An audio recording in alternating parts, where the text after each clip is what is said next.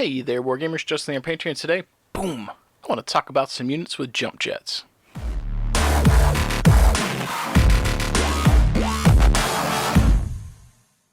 I'd like to welcome you guys back to the channel here. And today we'll probably have a brief chat. I had a comment the other day that was asking about talking about jump jets and DFA. We're not going to get too in-depth with DFA right now, but we'll jump out the gate and talk about that first. So first and foremost, DFA has changed. Death from above, if you're unfamiliar. And what that means is essentially a unit who's jumping on another unit. So like this Battlemaster is facing down this other Griffin, and this Griffin has to jump on him and land and deal damage, in lieu of making a ranged attack. Now, what used to happen is the damage for a DFA followed the rules for charge with some modifications, and the further your unit went, the higher the modifier, the higher the damage potential. They've changed that now. It doesn't much matter how far you go with a charge or a DFA. What matters is your unit size. So light mechs that could jump 16 or 20 inches or something crazy, they're not getting a crazy mod for DFAs anymore. Not that it was helping them that much to begin with, because their size was so light. So the larger the size and the further you went, the bigger the modifier. If you were size 1 and you jumped to 20, the way that the multiplication and division worked, it helped, but it wasn't huge. Versus if you were this Battlemaster, if you could jump 20 at size 4, that was exponential, right? But they've changed that. It doesn't matter how far you go. It matters about your size, and the arithmetic is very simple. So suffice to say, the times in which you might DFA. If your unit's probably going to die anyway, you might DFA. If you've been taking critical effects and your damage value for your base is 0 or less, and you're not using force withdrawal, you might DFA, because you might potentially do more damage. If this unit is about to go down and the only way you could kill it is with a last-ditch effort critical roll, you might DFA. The thing to keep in mind is that if you fail the DFA, you take, I think it's 2 damage. Without looking it up, I think it's 2. So you have to keep in mind that, like, whatever you do, your unit's going to take some damage. You're going to take some retribution, and if you're about to die, you literally could take your own mech out doing it. So you really have to think about it. Short of any pilot special abilities or anything in a normal game, it's very rare this comes up. It's usually for the glory and for the lulls. That's typically what happens, so keep that in mind.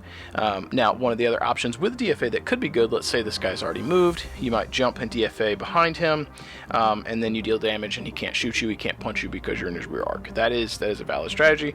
Alternatively though, you could also just jump, be behind him and shoot him in the rear anyway, instead of making a melee attack. So there are some options, but suffice to say, the DFA is a really niche thing, and it's going to have specific applications for when you may or may not use that. So, but when and why would you use standard jump jets?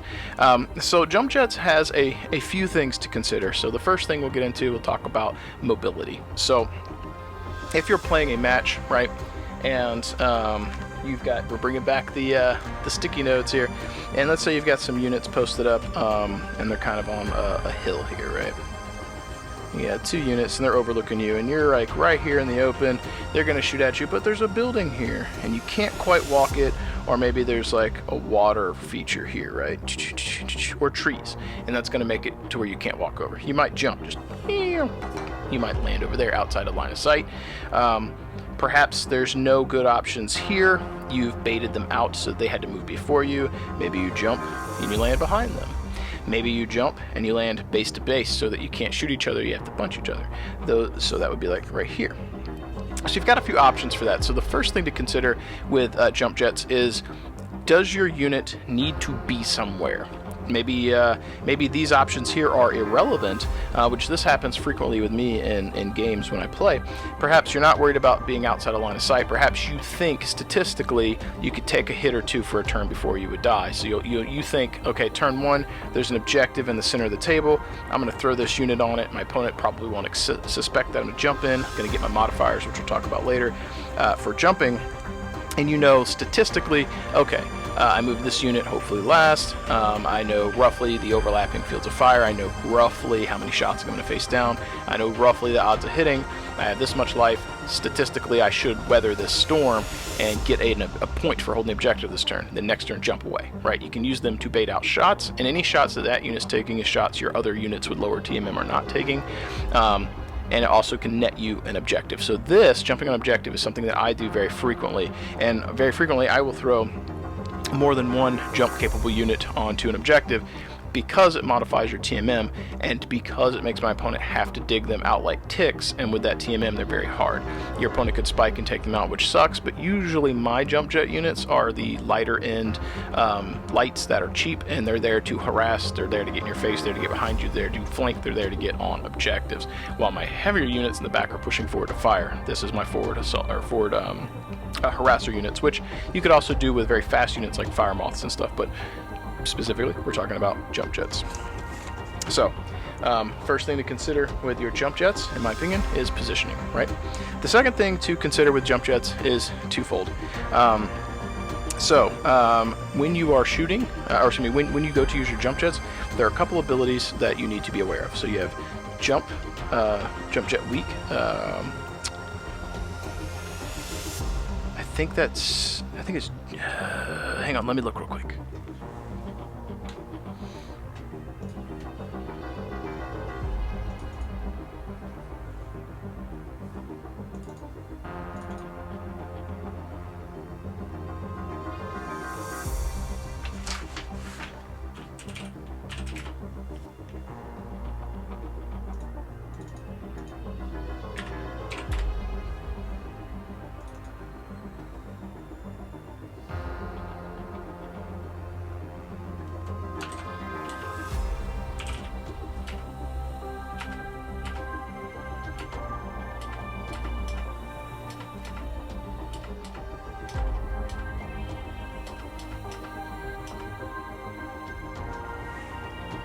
All right, sorry, I couldn't remember the exact acronym. So JMPW,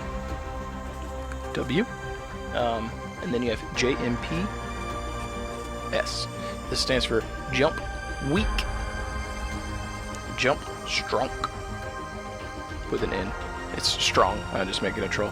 So what happens typically when you jump, you have your standard TMM. So we're going to use this Griffin here as the example. His TMM is a base of 2, right?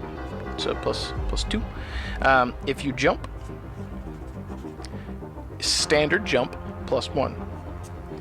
So he has jumped, and for the turn, that means his TMM is effectively a 3, right? Which is good. That is good. The problem with jumping here, in addition to that, is that your pilot skill, which in this case his skill is 4, if you jump, it's always plus 2, unless you have some special pilot ability or something. So effectively a 6. Which means if you jump, you make yourself 1 harder to hit, but it makes it 2 harder for you to hit someone else. And this is a compounding issue if your opponent also jumps. So let's say there's another Griffin here. He jumps, his TMM is 3, his skill is 4, now it's a 6. So now when he's shooting at you, he starts with a base 6 plus your 3, 9 plus range, which is probably medium 11s. If you're at long range, he can't hit you at all, right? So it is a compounding issue. Now jump jet's weak, it would say JMPW, and it'll have a number. In this case, let's say jump jet's weak 1. Let's say this Griffin has weak jump jets. If you have weak jump jets, instead of the plus 1, or excuse me, you would normally have a plus 1, but then you would take a -1 penalty for having weak jump jets, which effectively makes that a 0, right? So if he had weak jump jets weak 1, you'd also get a -1 on top, so it'd basically be TMM 2, jump, and then weak -1, so they'd cancel, and then you would have a 2 TMM, but you'd still get this penalty, right? Jump jet weak, if you have it on unit, is typically reserved if you need to get the hell out of dodge. You want to jump over terrain, get out of line of sight, because you're trading your TMM bonus for jumping for maneuverability, for positioning. That is when you would consider jump jet weak, or maybe a DFA, but a DFA is mostly pointless half the time these days. Jump jet strong is different, so let's say that one's jump jet strong 1. In that case, you would have TMM plus 2, jump plus 1 for jumping, and then strong is an addition 2. So if this is a plus 1, 2, and then you get so your standard plus 1 for jumping is back, and we'll add another one here because I'm running out of room. Plus 1 for strong, 4. So the jump jet strong is really good for the example that I had when I was talking about jumping onto an objective. If you're jumping forward, you're getting your standard TMM, in this case 2, getting +1 for jumping, +1 for strong. So that's 4. And if they're at medium range, that's +2 more for medium, so 6. Plus their skill, which the average skill being like a 4, you're looking at 10s to hit. The odds of them rolling enough 10s to take you out in one turn is low. So that is really good for holding objectives. Now, one of the things to consider when you're taking a jump jet, particularly if you have someone with jump jet strong, but this does, your strategy will change a little bit if you have the points to get a better skill. So as we were saying with skill 4, if you jump, you have +2, so 6. If you're able to, let's say, make that Griffin a skill 2, which I wouldn't advise because that's a lot of points on the Griffin, but if you did, make the Griffin a 2, and then he jumps +2, 4. So when he jumps, effectively, his average to hit skill being a 4 is the same as everyone else's average of a 4 at their base, right? Except his TMM is +1 essentially. So if you make his skill better, you can offset jumping and make it more incentivize yourself to use it more often when you would jump. You know, and then if you don't need to jump, then you can just revert back to your standard 2. So. And if you have Jump Jet Strong, which a lot of Jade Falcon stuff in the Dark Age does, having a higher or better skill on your unit and leveraging that Jump Jet is really good to just bounce around and make yourself very, very hard to hit. So, recapping, we have got our Jump Jets so far. You can DFA with it, which is mostly not used. Position out of line of sight, or to traverse over terrain that you would be slowed by walking, because sometimes your jump is less than your move, but if you had to go through the terrain, it would be not good, so you could jump over. Jump into base-to-base contact with someone or into short range if necessary. Jump behind them outside of line of or outside of their firing arc and then shoot them in the rear, or jump onto an objective to score a victory point for the turn and leverage some shots coming in and help use this kind of as a pawn so that your other units aren't being shot. The final thing that you might use this for is strategic positioning beyond just getting out of line of sight. So some of the Griffins that I use in Shadowhawks, oftentimes I don't jump a lot. I try and keep them on the outskirts of medium range, and I would try and jump up on a building or something for leverage or for vantage points. So if we're on a standard table, my opponent's kind of out here, you know, fighting over, let's say, this objective, put an O on it, this objective out in the open. And they're fighting stuff, pew pew pew. I might take my Griffin and I might jump up on like this 2-story building or something. Maybe put my Griffin here so like his threat projection looks down, and then I might come in with another jump unit and I might jump onto the objective. I might walk forward with my Mad Cat or my Timberwolf or an Atlas or something like that, you know, whatever the case may be. And now my opponent has to make choices, okay? They have to choose whether they want to shoot the boys in the front that are a little easier to hit. They have to choose if they want to shoot the guy holding the objective, or they have to choose if they want to shoot the Griffin that's in the background. So in this case, we're using the jump jets not necessarily offensively or defensively. So offense being like get in their face and shoot, get behind them and shoot. Defensively being like to leverage the TMM so that when you get shot, you're not dying, or to get outside of line of sight. In this case, we're strictly using it for vantage point. And because we're using this in conjunction with the other units, the TMM is helpful, but we know we're unlikely to get hit, and we're using the jump jets to make sure we get into a position where we can see more stuff. So the jump jets themselves have a lot of options, a lot of things that they can do, and knowing when to use them and when not to use them is good. And there are some cases where jumping might help you stay alive, but it's really detrimental because it makes your pilot or your gunnery skill so much worse, which means the next turn, let's say if you got a couple life left and they only have to hit you once to take you out, maybe it's better not jumping if you making that better shot is going to be helpful. So you have to weigh that. Do I want a better shot this turn knowing I'm going to go down, or do I want to make myself harder to take out and in turn make it hard for me to hit someone and still maybe I go down? So you have to weigh that in and know. That's why I find the early on jumping onto objectives is so nice. Not with units with like 1 or 2 HP, or excuse me, 2 or 3 HP like a Fire Moth or something of that nature. I like something with a little bit more meat to it. That's why during the tournament this past fall at Southern Assault 2022, I used the Stormwolf and I think a few other mechs with jump. But I was able to jump forward to the center. They have enough HP that they're so unlikely to be taken out in one turn that I can try and get an objective point, a victory point early on, then back up into safety and fire and make my opponent try and dig me out and earn that point for the tie and then trying to exceed for the win. It gives you that early game momentum. It's like getting, for you sports fans, It's like the equivalent of in football getting a touchdown and then getting the ball back quickly and then grinding the clock down. Like if once you're ahead, you controlling the clock is so important, right? Same thing with this. If you use those jump jet mechs early to get you ahead, to get some early points, you can grind the game away because now the onus is on your opponent to come take that victory from you. You have earned it. You've got that point. And if they ever tie it or get away with it from you, now you have to fight for those objectives again and they have the advantage.